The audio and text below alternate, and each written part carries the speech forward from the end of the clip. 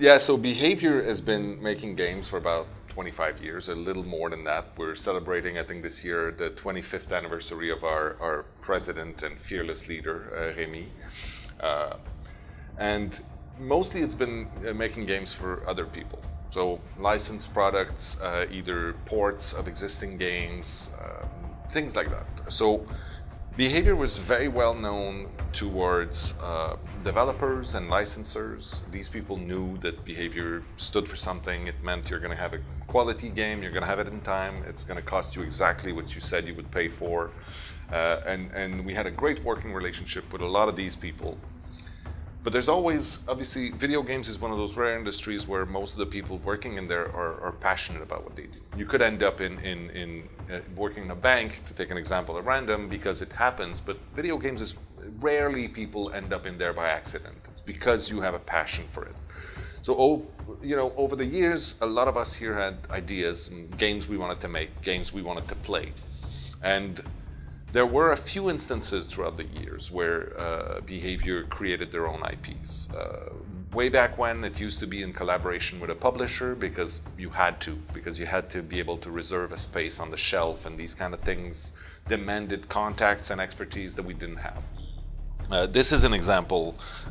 This is from Scalar, which is probably one of the first IPs that we did. The Jersey Devil was before that.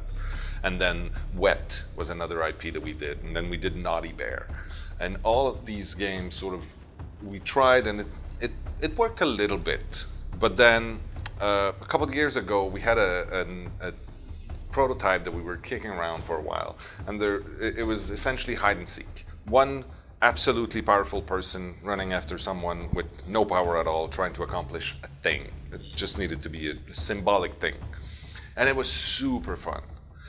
And we since Naughty Bear and a bit before that, we had wanted to do a game where you're living that fantasy of the villain in like 70s and 80s slasher movies, like classic horror stuff. And so we sort of meshed those two things together, and it turned into Dead by Daylight, which was this little project. We're going to put out a $20 game. We're going to do it sort of like guerrilla marketing style. We don't know exactly what's going to happen. At that time, we were collaborating with Starbreeze, who was a publisher that did Payday, which was a similar kind of player profile, if you will.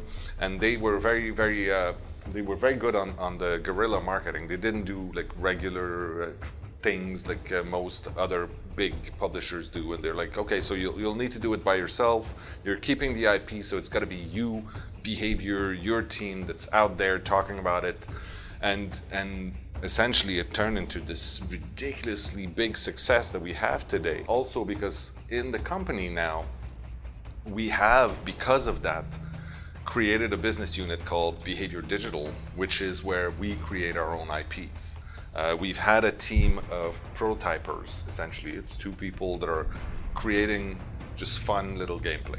It's usually gray boxes, super simple, and it's something that we can put in your hands and go, are you having fun right now? Yes, okay, then it's a good idea. If not, move on to something else. And we just create more and more and more, and once in a while we pick one and we go, this one, let's work on it. And Dead by Daylight was the first one. They kept at it. Deathgarden was, I think, number 6 or 7. And then they kept at it, and then we have others coming down the pipe that we want to put together.